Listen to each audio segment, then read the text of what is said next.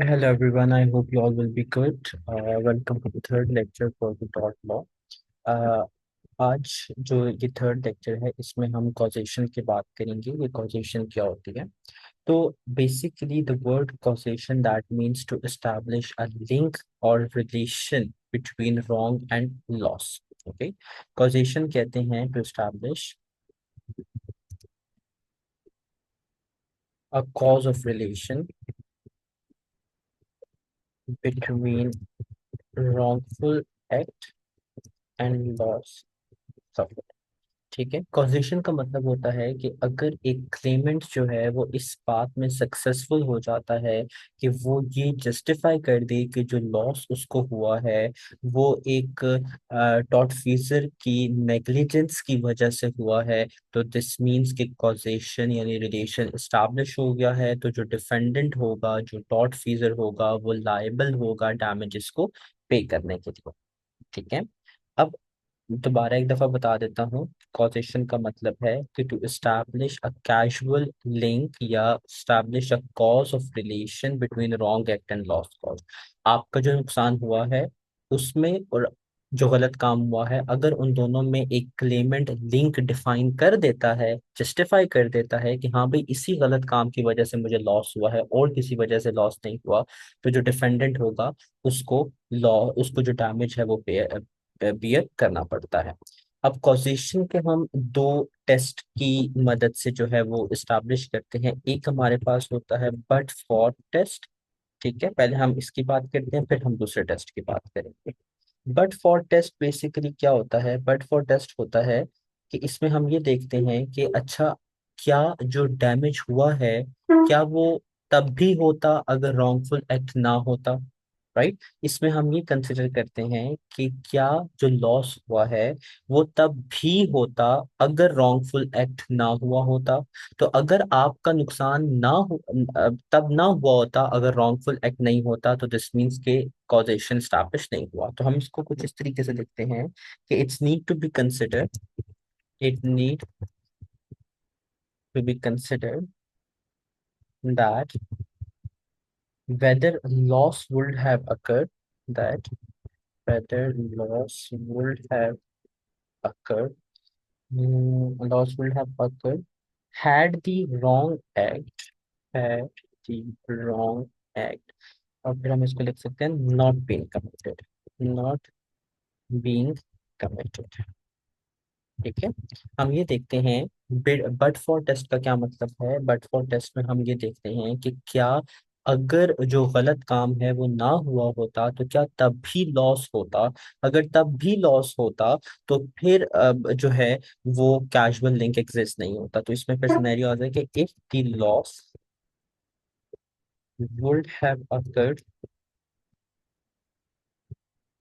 irrespective of tort, then no casual link exists।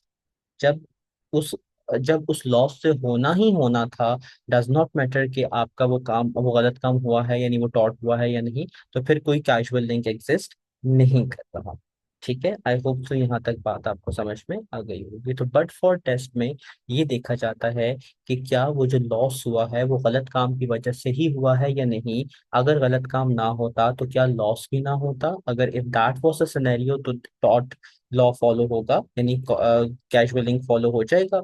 लेकिन अगर गलत काम हो ना हो, लॉस होना ही है, तो फिर आपका कैजुअल लिंक फॉलो नहीं होता। ठीक है, फिर इसमें एक और कॉन्सेप्ट देखा जाता है कि if there are multiple reasons of loss, अगर एक लॉस के मल्टीपल रीजंस हैं, then the one which is responsible for more than 50% will create a link। ठीक है, अगर एक लॉस जो है वो मल्टीपल रीजंस की वजह से हो रहा है, तो फिर याद रखिएगा कि आपका जो वो वाला रीजन जो 50% से ज्यादा का लॉस कंट्रीब्यूट कर रहा है, उसी को लायबल कंसिडर किया जाएगा for the entire loss. if none if none of the if none of the wrong acts will हम ये कहते if none of the wrong acts are greater than greater than 50%, then no one none is liable. ठीक है। अब मैं आपको ये मैं इसलिए पॉइंट्स लिख रहा हूँ बिकॉज ये आपकी बुक में पॉइंट्स नहीं लिखे हुए, तो मेक श्योर करें कि आप इन पॉइंट्स को एज इट इज अपने पास लिखें, ये समझने में बहुत आसानी होगी। स्टडी हब पे और बुक पे इसको बहुत कॉम्प्लिकेट करके लिखा हुआ है। ठीक है, तो मेक श्योर करें कि आप ये पॉइंट्स अपने पास लिखें। बट फॉर टेस्ट में दोबारा बता देता हूँ, बट फॉर टेस्ट में ये देखा जाता है कि क्या जो गलत काम हुआ है यानी जो टॉट हुआ है उसकी वजह से ही लॉस हुआ है या नहीं। अगर उसी की वजह से लॉस हुआ है तो कैजुअल लिंक क्रिएट हो गया है, तो आपका डैमेजेस पे करेगा डिफेंडेंट। लेकिन अगर लेट्स से टॉट की वजह से लॉस नहीं हुआ, उस लॉस ने होना ही होना था, डज नॉट मैटर कि वो टॉट होता ना होता, तो कैजुअल लिंक नहीं इस्टेब्लिश हुआ, तो आपका डिफेंडेंट लायबल नहीं होगा। अगर एक लॉस के मल्टीपल रीजंस की वजह से एक लॉस हो रहा है, तो फिर वो रीजन जो मोर देन 50% फैक्टर होगा लॉस का, वो लायबल कंसिडर किया जाएगा। लेट्स से आपकी तीन पार्टीज हैं, पार्टी ए, पार्टी बी, पार्टी सी। तीनों पार्टीज जो हैं वो लायबल हैं एक लॉस के लिए। पार्टी ए 70% लायबल है, तो पार्टी ए लायबल होगी लॉस के लिए, बी और सी लायबल नहीं होंगे। हालांकि बी और सी भी इन्वॉल्व थे, लेकिन मेजर इन्वॉल्व कौन था? Party A, right. तो फिर party A but for test के अकॉर्डिंगली लायबल होगा कंप्लीटली फॉर 100% लॉस। लेकिन अगर पार्टी ए भी 20% है, पार्टी बी भी 20% है, पार्टी सी भी 20% है, तीनों 50% से कम है, तो फिर तीनों लायबल नहीं होंगे। ये बट फॉर टेस्ट के कुछ हेडिंग्स जो हैं आपने याद रखनी है। ठीक है, आई होप सो यहाँ तक आपको बात समझ में आ गई होगी। एक दफा फिर मैं रिपीट कर देता हूँ।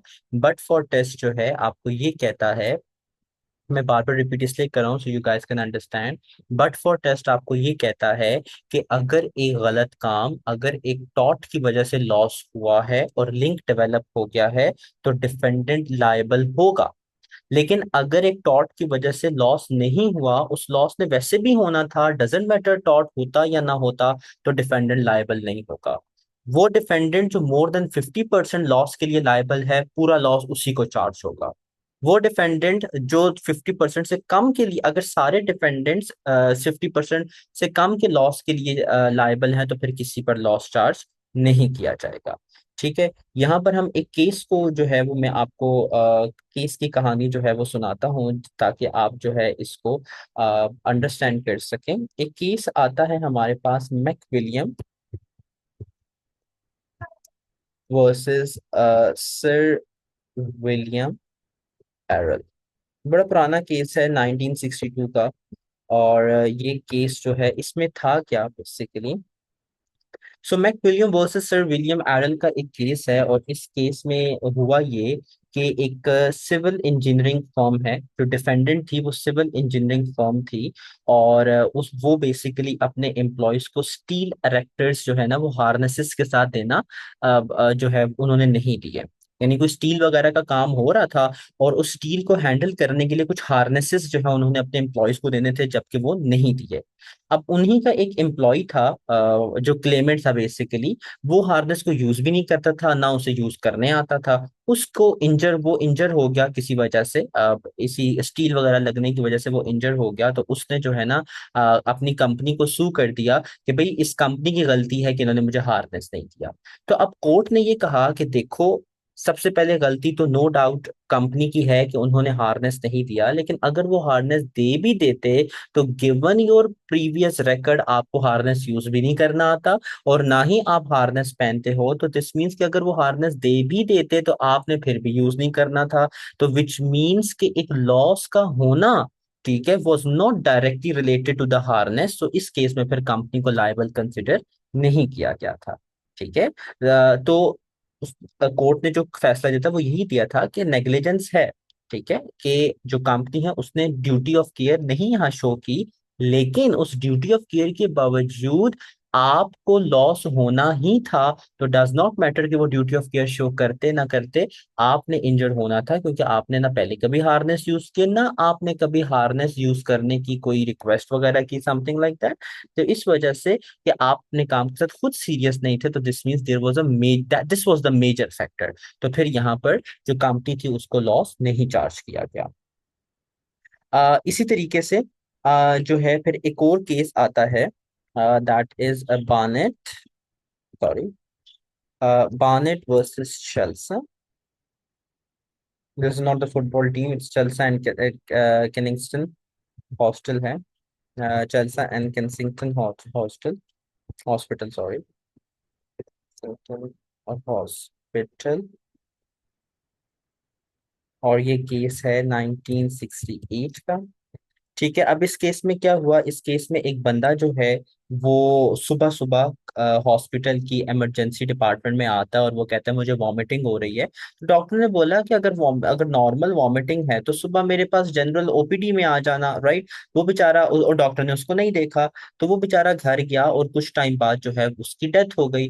तो उसके जो रिलेटिव्स थे उन्होंने हॉस्पिटल को सू किया कि भाई हमारा बंदा जो है वो हॉस्पिटल गया था, डॉक्टर चेक करता तो इसकी जान बच सकती थी। तो कोर्ट ने यह फैसला हेल्ड किया कि नो डाउट डॉक्टर ने उसको चेक किया नहीं किया, ये डॉक्टर की नेग्लिजेंस है। डॉक्टर की ड्यूटी ऑफ केयर यहाँ पर हाई होनी चाहिए थी, जबकि उसने ड्यूटी ऑफ केयर नहीं शो की। लेकिन उसकी जो डेथ है वो आर्सेनिक पॉइजनिंग की वजह से हुई है, आर्सेनिक पॉइजनिंग की वाटर कंटामिनेशन की वजह से होती है। तो वो अगर चेक भी कर लेता तो उसके ब्लड में इतनी आर्सेनिक थी कि उसने डेथ तो उसकी होनी ही होनी थी। डज नॉट मैटर कि डॉक्टर चेक करे ना करे, राइट। सो इस वजह से भी यहाँ पर डॉक्टर को या हॉस्पिटल को अकाउंटेबल नहीं कंसिडर किया गया। ठीक है, तो याद रखिएगा कि कॉजेशन क्या होती है, to establish a link between the wrongful act and the loss suffered. और इसके लिए सबसे पहला टेस्ट हम यूज करते हैं but for test. But for test ये कहता है कि अगर लॉस डायरेक्टली टॉट की वजह से, रॉन्गफुल एक्ट की वजह से हुआ है, तो फिर आपका लिंक एस्टैब्लिश होगा। अगर loss was deemed to happen irrespective tort was carried out or not, तो फिर आपका लिंक एस्टैब्लिश नहीं हुआ। तीसरी बात बट फॉर टेस्ट ये कहता है, अगर there are multiple causes of the loss, then the cause that is more than 50% or that contributes more than 50%, वो 100% लॉस बियर करेगा। if none of the causes bear more than 50%, तो फिर कोई भी लायबल कंसिडर नहीं होगा। ठीक है, तो इस पर देखें एमसीक्यूज कैसे आएंगे, वो आपको एक छोटा सा सिनेरियो दे देगा और बोलेगा कि बताओ कि does this scenario satisfy but for test और नॉट। एक सिनेरियो रीडिंग इस तरह की आ जाएगी जो आपका 5 मार्क्स का एमसीक्यू आता है, राइट। एंड उसके बाद जो है एक वो आपसे पूछ सकता है अच्छा कॉजेशन क्या होती है, अच्छा बट फॉर टेस्ट की क्या वर्डिंग है, तो वो आपको वर्डिंग्स नीचे लिख देगा, आपको सही वाली सेलेक्ट करनी होगी, राइट। तो इस तरीके से इसके एमसीक्यूज जो है वो आ सकते हैं। तो द वेरी फर्स्ट थिंग जो है वो थी बट फॉर टेस्ट। और अब जो सेकंड टेस्ट जो हम कॉजेशन के लिए यूज करते हैं उसका बड़ा डिफिकल्ट सा नेम है, तो मेक श्योर आप उसको याद रखिएगा। It's novus actus interveniens. Enter, इसको पहले इंटरवीनस पढ़ते थे, now it's change to interveniens, sorry, V E NIENS, correct spelling. Yes. Novus actus intervene. This means act of intervention. या मैं लिख देता हूं, इसका मतलब होता है act of intervention। अच्छा जी, अब इसमें क्या सिमिलैरिटी है, वो ये कहता है कि अगर क्लेमेंट और डिफेंडेंट के दरमियान कोई थर्ड पार्टी आ जाती है, जो कि जो लिंक चेन है हमारे पास, जो कि एक टॉट को लॉस के साथ कनेक्ट करती है, उसको अगर ब्रेक कर दे तो फिर भी आपका डिफेंडेंट लायबल नहीं होगा। मैं दोबारा बोलता हूं, मैं इसको अब इंग्लिश में बोलता हूं कि if the chain of events between the tort and the loss is broken by some other unforeseeable factor, so the loss is too remote and the defendant will not be liable for it. अब मैं इसको लिखता हूं, so you guys also note it down कि if the chain of event between the tort and loss are laws are broken by some other unforeseeable factor, uh, other foreseeable factor, and the loss is too remote, and the loss is too remote, so the defendant will not be liable. ठीक है. नोवस actress intervenes, इंटरवीनियंस भी पढ़ सकते हो, intervene भी पढ़ सकते हो, whatever you want to wish. ये ओल्ड लैटिन का वर्ड्स हैं. ठीक है. तो ये एक्ट ऑफ इंटरवेंशन है और वो ये कहता है कि अगर डिफेंडेंट और क्लेमेंट, यानी अगर टॉर्ट और लॉस की जो कनेक्शन चेंज होती है, जो कनेक्शन हम अभी ऊपर पढ़ रहे हैं, ये कनेक्शन चेंज अगर किसी थर्ड फैक्टर की वजह से, ऐसा फैक्टर जो हमें नहीं पता था कि होने वाला है, उसकी वजह से अगर ये चेन टूट जाती है, तो फिर डिफेंडेंट लायबल नहीं होगा. हो सकता है कि एक टॉर्ट की वजह से एक लॉस हुआ हो, लेकिन वो चेन जो है, लिंकिंग चेन जो है, वो टूट गई हो किसी थर्ड पार्टी फैक्टर की वजह से, जिसने आइदर उस लॉस को इंक्रीज किया हो या डिक्रीज किया हो, तो फिर डिफेंडेंट लायबल नहीं होगा. अब ये कौन से फैक्टर्स होते हैं, तो याद रखिएगा आपकी बुक में ये तीन फैक्टर्स के नाम से जो है इनको डिस्कस किया गया है. और द वेरी फर्स्ट फैक्टर जो है, that is a third party action. ठीक है. पहला क्या है हमारे पास, थर्ड पार्टी एक्शन. कि थर्ड पार्टी की वजह से अगर एक टॉर्ट का की वजह से होने वाला लॉस इंक्रीज या डिक्रीज हो जाता है, तो भी आपका डिफेंडेंट लायबल कंसिडर नहीं होगा. इसमें बड़ा इंपॉर्टेंट एक केस आता है, मैं आपको केस सुनाता हूँ, और वो केस है Cobb versus Great Western Railway का.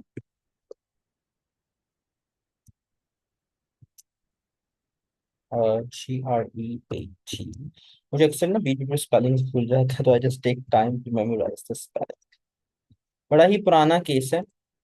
और दिस वाज इन 1894. यस, 1894 का केस है. और इस केस में क्या हुआ था, इस केस में कॉब एक बंदा था, राइट, और वो ग्रेट वेस्टर्न रेलवे की ओवर क्राउडेड ट्रेन में चढ़ गया. और क्योंकि वो ट्रेन बहुत ओवर क्राउडेड थी, तो उसके साथ पाकिस्तान वाला सीन हुआ और उसका जो वॉलेट है वो स्नैच कर दिया गया. तो कॉब ने क्या किया, कॉब ने जो है वो ग्रेट वेस्टर्न रेलवे को सू कर दिया कि भाई इस रेलवे की ओवर क्राउडेड होने की वजह से मेरा वॉलेट जो है वो चोरी हो गया है. तो कोर्ट ने कहा कि अगर जो रेल ओवर क्राउडेड थी, तो यू हैड अ चॉइस कि आप उस रेल को मत नहीं यूज करते. सेकेंडली, वॉलेट आपका गुमा है ओवर क्राउडनेस की वजह से, it was your responsibility to take care of your belongings. And तीसरा, आप रेलवे को किसी तीसरे बंदे के एक्ट के साथ कंपेयर नहीं कर सकते, बिकॉज द पर्सन जिसने आपका वॉलेट चुराया है वो किसी भी तरीके से रेलवे के साथ कनेक्टेड नहीं था. तो आप उसके काम की जो उसके काम का जो रिजल्ट है, या उसके काम का जो लाइबिलिटी है, आप रेलवे से पूरी नहीं कर सकते. तो देखो, आपके और रेलवे के दरमियान जो ये चेन ऑफ लिंक है वो ब्रेक कर दी गई है by that third party robber. तो इस वजह से यहाँ पर आप जो रेलवे है वो लायबल नहीं होगा. सो याद रखिएगा कि जब भी टॉर्ट, अब देखो टॉर्ट तो हुआ था और लॉस भी हुआ था, और टॉर्ट की वजह से ही लॉस हुआ था, लेकिन ये टॉर्ट और लॉस ब्रेक कर दिया गया किस वजह से, कि वो थर्ड पार्टी पर्सन जो है रेलवे के साथ कनेक्टेड नहीं था. ठीक है. तो अब देखो, अगर किसी की घर चोरी होती है, तो आप उस घर और आप उस घर को नहीं सू कर सकते, या किसी कंपनी में चोरी होती है तो आप उस कंपनी को नहीं सू करते हो कि यार कंपनी की वजह से चोरी हुई है. आप उस रॉबर को सू करते होते हो, राइट. तो उस रॉबर की वजह से जो रेलवे और कॉप के दरमियान जो लिंकेज चेन थी वो टूट गई. तो दिस इज एन एग्जांपल कि जब एक तीसरे बंदे की वजह से टॉर्ट और लॉस के दरमियान की जो लिंकेज चेन वो टूट जाती है, तो आप फिर डिफेंडेंट को, यानी आप वेस्टर्न रेलवे को सू नहीं कर सकते इस केस में. ठीक है. फिर इसमें जो सेकंड चीज वो बताते हैं कि किस वजह से चेन टूट सकती है, that is action of the Clements की वजह से. Action of Clement. ठीक है. अब एक्शन ऑफ क्लेमेंट का क्या मतलब है, एक्शन ऑफ क्लेमेंट का मतलब है कि क्लेमेंट ने कुछ ऐसे काम किए, ठीक है, जिसकी वजह से वो लॉस और टॉर्ट के दरमियान की जो है वो चेन टूट गई. तो इसमें जो है मैं आपको एक एग्जांपल देता हूँ, जो आपका एक केस था, उसका नाम था एक minute, I just forgot the name. Okay, yeah that was, one second, P E X, yes, GSC versus Standard bank.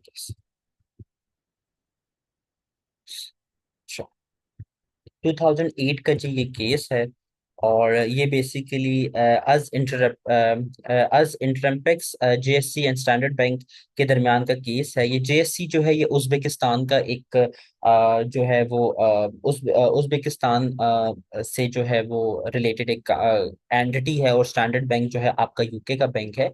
तो हुआ कुछ यूं था कि उज्बेकिस्तान से इंग्लैंड एक बंदे ने कॉटन को एक्सपोर्ट करने का कॉन्ट्रैक्ट कर लिया। ठीक है, उज्बेकिस्तान का एक बंदा था और उसने इंग्लैंड जो है वो कॉटन को एक्सपोर्ट करने का एक कॉन्ट्रैक्ट साइन कर लिया। और जब वो कॉटन एक्सपोर्ट करने लगा तो हुआ क्या कि कॉन्ट्रैक्ट जो है वो फेल हो गया। क्यों फेल हुआ? क्योंकि उसका जो उज्बेकिस्तान का जो बैंक था, उन्होंने सही एक्ट नहीं किया, जिसकी वजह से उसको पेमेंट रिसीव नहीं हुई। राइट। तो अब उसने क्या किया, जब उसको पेमेंट रिसीव नहीं हुई तो उसने कॉटन भी डिलीवर नहीं की और उसने कॉटन होल्ड कर ली। ठीक है। तो अब जब जो है जब ये डिस्प्यूट रिजॉल्व हुआ था, या जब ये डिस्प्यूट रिजॉल्व हो रहा था, तो कॉटन जो थी वो स्टोरेज में पड़ी चल गई। अब बैंक ने क्या सजेस्ट किया? बैंक ने सजेस्ट किया कि आप इस तरह करो, ये जो कॉटन आपने रखी हुई है इसको बेच दो। ठीक है, और जितनी भी प्रोसीडिंग्स आई होंगी, यानी कॉटन आप बेच दो, जितनी भी प्रोसीडिंग्स आई होंगी उसको आप ब्लॉक अकाउंट में रखवा दो। जब ये कॉटन हमारे पास बिक जाएगी तो फिर हम उसको आपको तमाम पैसे वापस कर देंगे। लेकिन उस जो उज्बेकिस्तान का जो पर्सन था, जो क्लेमेंट था, उसने रिफ्यूज कर दिया। अब हुआ ये कि कुछ टाइम बाद कॉटन की जो मार्केट वैल्यू थी वो ऑटोमेटिकली फॉल कर गई, जिसकी वजह से उसको बहुत ज्यादा नुकसान हो गया। अब उसने केस कर दिया स्टैंडर्ड बैंक पे और उसने कहा कि भाई स्टैंडर्ड बैंक जो है मेरे क्लेम्स जो है वो फुलफिल करेगा। तो कोर्ट ने ये कहा कि देखो, स्टैंडर्ड बैंक ने तो तुम्हें बहुत अच्छे से एक प्रपोजल दिया ताकि आप ब्लॉक अकाउंट ओपन करवाएं, ब्लॉक अकाउंट में जो है जितनी भी अमाउंट है इसकी वो स्टोर करवा दें। ठीक है, लेकिन आपने ऐसा नहीं किया, यानी आपके अपने डिसीजन की वजह से आपको अब नुकसान हो रहा है। तो दिस मीन्स कि यहाँ पर स्टैंडर्ड बैंक लायबल नहीं होगा। तो बहुत दफा ऐसा होता है कि जब आप देखो, अगर वो प्रपोजल मान लेता और प्रपोजल मानने के बाद अगर वैल्यू डिक्रीज हो जाती तो फिर standard bank would have been liable. Right. लेकिन अब उसने अपनी मर्जी से जो है वो बैंक ब्लॉक अकाउंट नहीं ओपन करवाया, क्योंकि ब्लॉक अकाउंट ओपन करवाने की जो एडवाइस थी that was considered viable by the court. Court ने इसको अग्रीड कर दिया था। राइट। तो इस ये वाला एक सिनेरियो था जिसमें क्लेमेंट के अपनी गलती की वजह से जो है उसको लॉस फेस करना पड़ गया। And third but not the least, जो हमारे पास सेक्शन आता है जिसकी वजह से जो चेन है वो टूट जाती है, दैट इज अनफोर्सिएबल नेचुरल इवेंट्स। कोई भी ऐसे नेचुरल इवेंट्स, अर्थक्वेक आ रहा है, सुनामी आ रही है, आपकी डेथ हो रही है, इन तमाम चीजों से की वजह से अगर चेन ब्रेक हो रही है तब भी आपकी डिफेंडेंट जो है वो लायबल नहीं कंसिडर किया जा सकता। ठीक है। अब इसमें जो है बेसिकली एग्जाम्पल जो है वो अगेन डेथ की एग्जांपल जो है वो आ जाती है, जो कि जो मैंने आपको ऊपर अभी ये एग्जांपल था, Cobb versus Great Western Railway, ये वाली एग्जांपल जो है आप यहाँ पर भी अज्यूम कर सकते हैं। ठीक है, तो याद रखिएगा कि आपके नोवस एक्टिस जो है वो क्या है, ये एक्ट ऑफ इंटरवेंशन है, और ये कहता है कि आपकी जो कॉजेशन चेन है वो टूट जाती है अगर तीन चीजें हो रही हो। नंबर वन, थर्ड पार्टी का एक्शन इन्वॉल्व हो, एक्शन ऑफ क्लेमेंट्स या नेचुरल इवेंट्स, इनकी वजह से आपकी चेन ब्रेक हो जाती है। जब chain of causation, chain of causal link break हो गई, दिस मीन्स अब डिफेंडेंट जो कि पहले लायबल था अब he is not liable for any kind of claims. या मोस्ट ऑफ द टाइम ये भी होता है कि जितने क्लेम्स के लिए वो लायबल था वो तो पे कर देगा, लेकिन एक्स्ट्रा जो क्लेम होता है उसके लिए वो लायबल नहीं कंसिडर किया जाता। ठीक है। आई होप सो यहाँ तक आप लोगों को बात समझ में आ गई होगी। अच्छा, इसके बाद हम अब थोड़ा सा मजीद आगे चलते हैं और अब हम बात करते हैं टाइप्स ऑफ डैमेजेस की। अच्छा जी। टाइप्स ऑफ डैमेजेस की जब हम बात करते हैं तो वो यहीं से ही जो है वो थोड़ा सा हम इसी को लेके चलते हैं, और हम ये कहते हैं कि देखिए, टाइप्स ऑफ डैमेजेस में मैंने आपको दो तीन बातें ऑलरेडी बता दी हैं। और मैंने आपको ये बताया है कि आपने ये बात याद रखनी है कि अगर क्लेमेंट जो है वो एक ऐसी चीज के बारे में, यानी लॉस बेयरिंग पार्टी एक ऐसी चीज के बारे में कंपनसेशन मांग रही है जो कि उस रॉन्गफुल एक्ट की वजह से ही हुआ है, यानी लिंकेज चेन बन चुकी है, तो आपको डैमेज पे करना पड़ेगा एज अ डिफेंडर। लेकिन अगर लिंकेज चेन नहीं है तो आपको कोई डैमेज पे नहीं करना पड़ेगा। ठीक है, आई होप सो यहाँ तक बात समझ में आ गई होगी। अब हम देखते हैं कि किस तरह के डैमेजेस हैं जो हम टॉर्ट लॉ में जो है वो पे कर सकते हैं। सबसे पहले let's understand what does the word damage mean. Damage का मतलब बेसिकली होता है monetary award as a compensation. ठीक है, डैमेज का मतलब होगा monetary award as a compensation, या हम इसको यूं लिख लेते हैं as a monetary award for the direct foreseeable, का मतलब है जिसको आप देख सकते हो या जो आप जानते हो कि यार ये चीज होगी, फोर्सीएबल कॉन्सिक्वेंस, फोर्सीएबल कॉन्सिक्वेंशियल लॉस हम इसको लिख लेते हैं। ठीक है, सॉरी मैंने स्पेलिंग गलत लिखे हैं, consequential loss suffered by the injured party. Injured party का मतलब है क्लेमेंट जो होगा। ठीक है, मैं यहाँ ब्रैकेट में क्लेमेंट भी लिख देता हूँ, claimant due to tort. Okay, so damage क्या होगा, डैमेज एक मॉनेटरी अवार्ड होता है जो कि क्लेमेंट को मिलता है in order to compensate for the loss जो उस डिफेंडेंट की वजह से उसको मिला होता है। अब डैमेज जो है हमारे पास जो है वो दो तरह के होते हैं। एक हमारे पास होता है जनरल डैमेज। जनरल डैमेज का क्या मतलब होता है, जनरल डैमेज का मतलब होता है टू सॉरी जनरल डैमेज का मतलब होता है to compensate monetary for such kind of things जिनको मॉनेटरी वैल्यू में क्वांटिफाई नहीं कर सकते। तो हम लिख लेते हैं कंपेंसेशन फॉर नॉन मॉनेटरी। हाँ, ठीक है, यानी एक ऐसी चीज है, कोई कोई ऐसा हार्म हुआ है, कोई ऐसा लॉस हुआ है जिसको पैसों में नहीं आइडेंटिफाई किया जा सकता, उस लॉस को हम जब पैसों में उसका डैमेज जब पैसों में पे करते हैं तो दैट इज जनरल डैमेज। अब ऐसे कौन से होते हैं, अगर किसी की डेथ हो रही है तो डेथ के अगेंस्ट हम उसको पैसे दे रहे हैं। ठीक है, किसी को अगर हमने फिजिकल पेन दिया है तो उसके अगेंस्ट हम डैमेज पे कर रहे हैं। किसी को साइकोलॉजिकल डैमेज हुआ है, जैसे मैंने आपको वो बताया था ना, वो मोटर एक्सीडेंट वाला केस जो बताया था, वो वाला भी साइकोलॉजिकल एग्जाम्पल थी साइकोलॉजिकल डैमेज की, बट वो अगेन था कि उसमें वो लायबल नहीं बन रहा था। तो साइकोलॉजिकल डैमेज अगर किसी को आप कर रहे हो, किसी की रेप्यूटेशन आप डैमेज करने, डिफेमेशन के जो केसेस होते हैं, ठीक है, तो अगर आप किसी की रेपुटेशन वगैरह डैमेज कर रहे हो तो इन तमाम केसेस में आप जो डैमेज पे करोगे that is known as general damage. तो जनरल डैमेज जो है नॉन मॉनेटरी हार्म के अगेंस्ट पे किया जाता है। अब कितना पे करेंगे इसको अगेन क्वांटिफाई करना थोड़ा मुश्किल चीज है, and that is something totally different. ठीक है, जनरल डैमेज के बाद हमारे पास आ जाता है स्पेशल डैमेज। स्पेशल डैमेज का मतलब है कि जब आप एक मॉनेटरी चीज की वैल्यू मॉनेटरी टर्म्स में ले रहे हो, ठीक है, कि यहाँ पर आप क्या करते हो, यहाँ पर आप कंपनसेशन कर रहे होते हो, compensation for quantifiable monetary loss. ठीक है, यहाँ पर आप किस चीज की कंपनसेशन पे कर रहे हो, आप कंपनसेशन पे कर रहे हो क्वांटिफाइबल मॉनेटरी लॉस की। अब इसमें किस तरीके के लॉस आ सकते हैं, इसमें आपके जो केस एक्सपेंसेस होते हैं, ठीक है भाई, आपने केस किया और लॉयर की फी वगैरह होगी, केस एक्सपेंसेस होंगे, ये हो सकता है।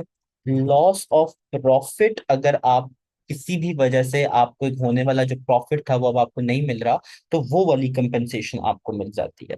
ठीक है, तो याद रखिएगा कि there are two types of damages, general damage and special damage. अगर मैं जनरल डैमेज की बात करूं तो जनरल डैमेज होता है कि जब आप नॉन मॉनेटरी हार्म के लिए कंपनसेशन देते हो, मॉनेटरी बेनिफिट देते हो। एंड स्पेशल डैमेज होता है कि जब आप मॉनेटरी हार्म के लिए मॉनेटरी बेनिफिट दे रहे हो। अब मॉनेटरी हार्म में भी याद रखिएगा, जो प्योर इकोनॉमिक लॉस होता है ना, वो आपका जो है उसके लिए डैमेजेस अवेलेबल नहीं होते। तो ये टर्म याद रखिएगा कि damages are not available for pure economic economic loss. ठीक है, ये टर्मिनोलॉजी आपने याद रखनी है कि damages are not available for pure economic loss. एक प्योर इकोनॉमिक लॉस अगर आपको होता है तो उसके लिए आप मॉनेटरी कंपनसेशन नहीं दे सकते। Now what is pure economic loss? This is basically a topic for our next next lecture. So until then take care and have a good day. Bye.